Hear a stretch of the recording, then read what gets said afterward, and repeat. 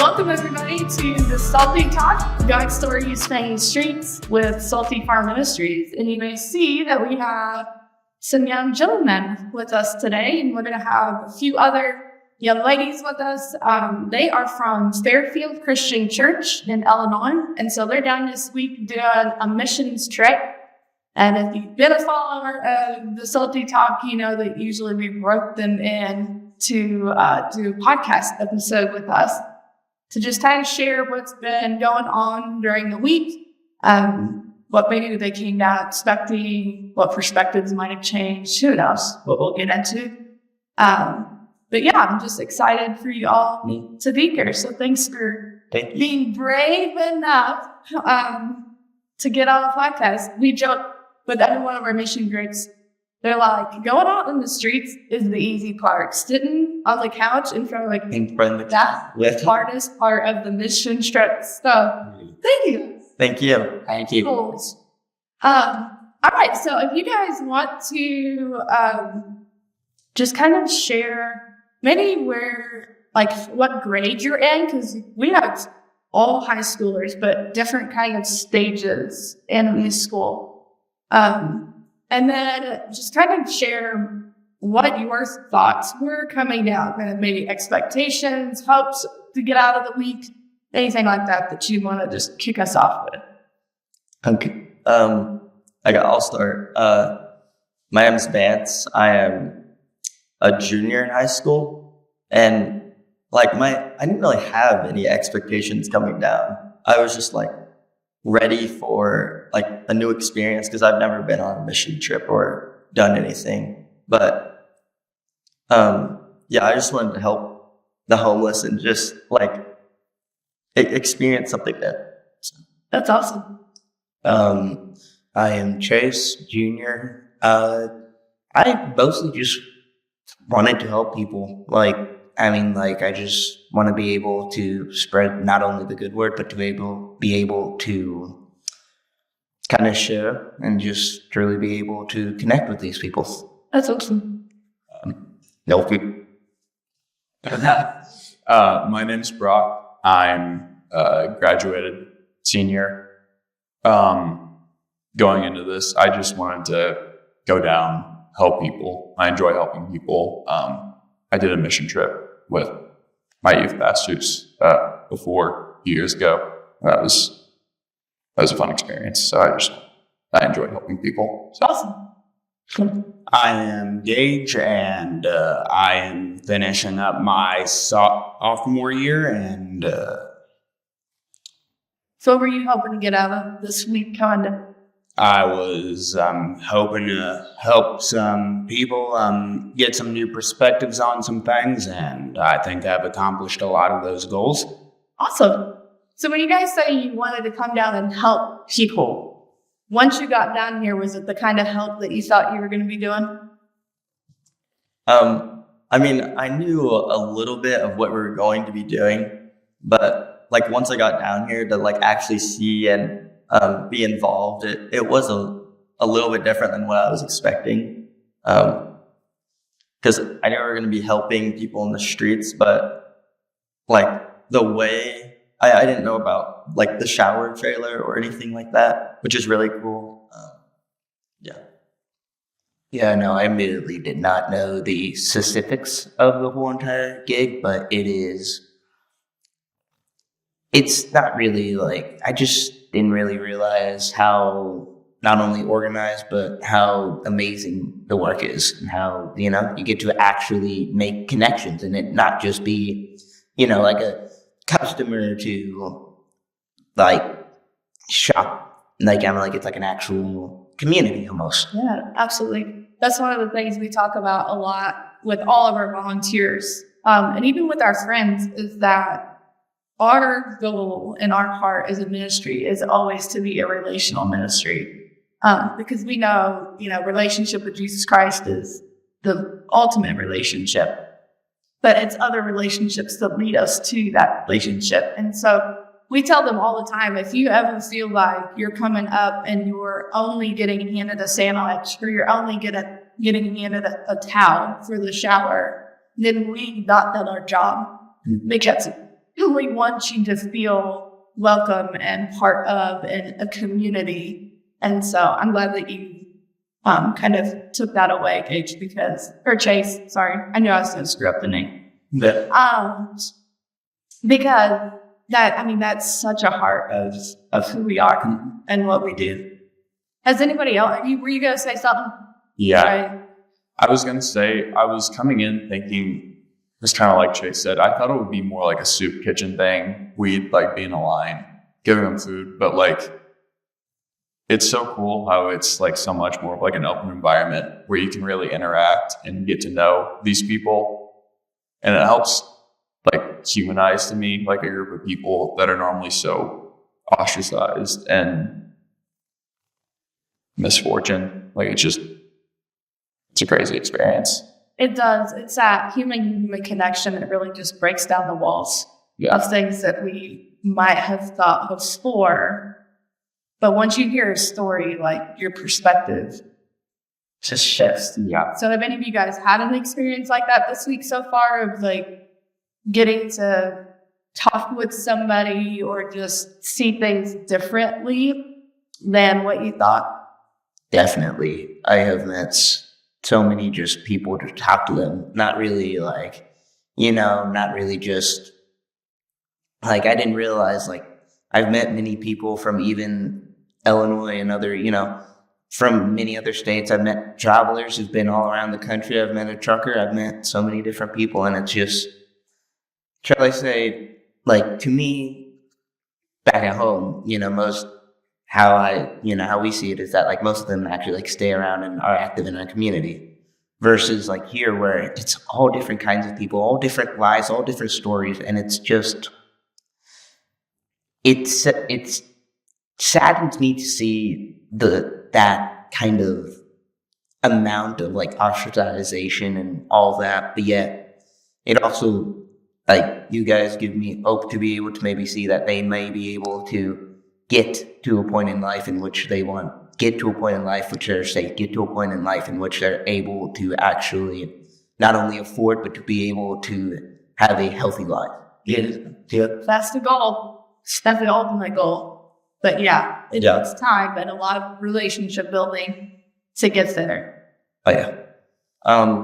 Something that definitely changed for me is that like in Fairfield, I've always been like kind of taught to, if you see somebody on the street, don't talk to them, don't go up to them, don't even look at them, just keep going. But now that I've been able to like actually talk to our friends and talk to these people, it's really changed my perspective because like they're people, they're real humans that have stories, they have lives that they love to talk about and love to share. And yeah, it's just amazing. Man, it's rough. Yeah, when I came down here, I had no clue what to expect, honestly, and I had no clue on JL's background in construction, so I didn't know what that shower trailer was going to look like. It is a really impressive trailer. He did an amazing job on that. And these people have, as they've said, come from all different areas of the country. I believe I heard from one of our people yesterday that one of these guys came from like Alaska, somewhere crazy up there, and even European countries, some of them have. Scandinavia. Yeah, Scandinavia. See? Yeah, it's incredible the stories that you hear. We helped one gentleman get off the street, and this is one of the most fascinating stories for me, is at the age of 12, he actually left home because he said he had about an hour to an hour and a half a day that he wasn't getting abused by his parents. And so at the age of 12, he decided, I can't do this anymore. So dropped out of school, started couch surfing, all of these things, and became homeless at the age of 12. And how he survived is these cargo ships that ship those shipping containers around and stuff like that. He could jump on those and work just as like hire, day labor basically. And his trips really been all over the world. Wow. He was in Alaska he got stranded in Alaska and he was completely by himself and had to survive in Alaska on his own for 9 months and trek to the nearest town. I'm just like, I could not imagine having to survive the situations, that they've been in or the things that have happened to them. And it saddens me because so many people are so quick to judge. Yeah. And say, well, they need to just enter in whatever, somebody wants to say. And it's like, if you just sat down and had a conversation with them, you realize that they have stories. Yeah. And they are real people. And they are actually probably stronger than most of us, if we're being honest. Because the thought of sleeping in the conditions that they sleep in and never knowing when you're going to eat next and, trying, but getting, knocked down time and time again, it's like, wow, it just softens your heart when you get out and talk to them. I hear like one of the most common things people will say about homeless is just get a job or start working. Most of the people I have met have a job. Yeah. It blew my mind. I thought a lot of them would be unemployed and whatever, but they weren't. They're working. They are. Just like the system that fails them. Yes. Yeah. So expensive to get. So spoiler alert, adulting sucks. Yeah. Be prepared. Yeah.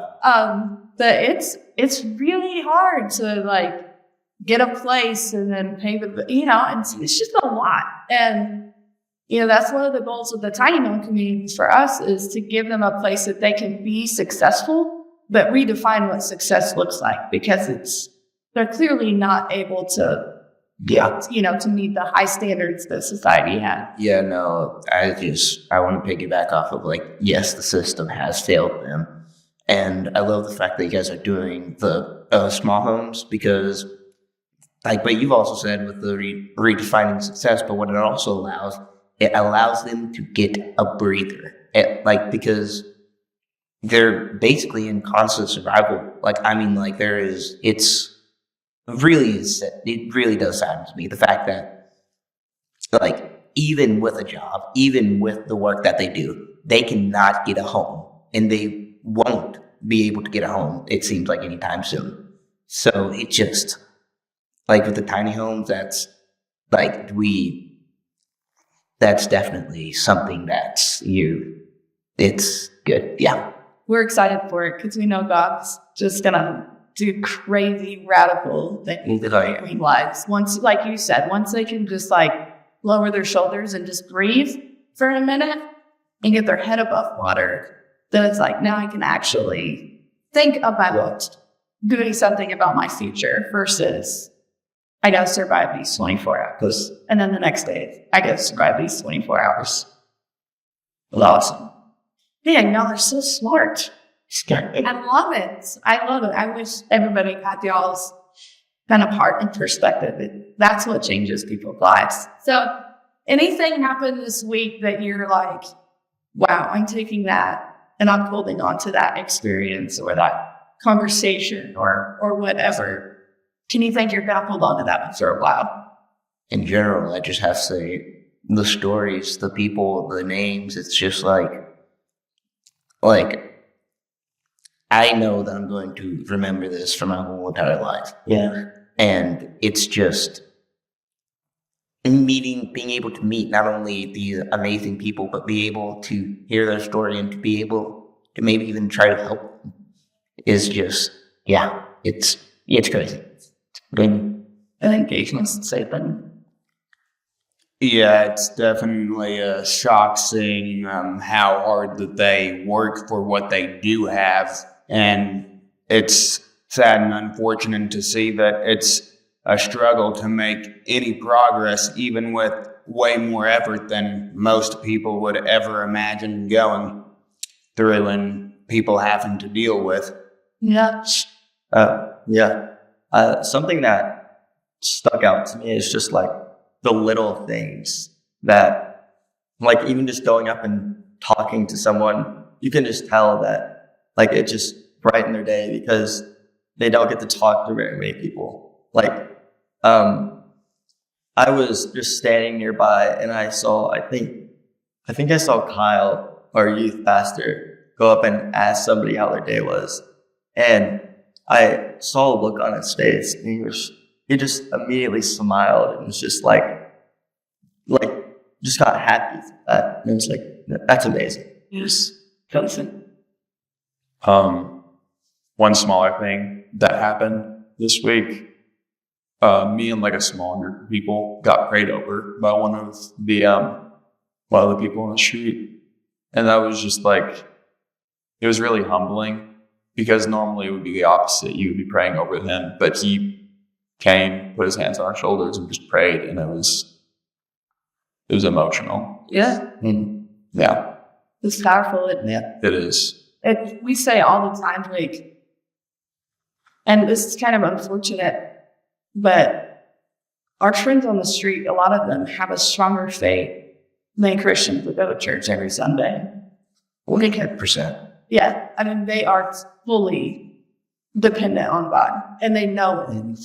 And so it is so cool. I know there is this thought, like, I had missed several weeks because I was sick and I came back and was like, I've been praying for you. How are you doing? You know, and it's like, you think you're going to be the one that's so invested in their lives, but it's so reciprocal. And they, like we've told you guys, they're going to remember you. So if you come back and you go back out in the streets, like, they're going to remember you.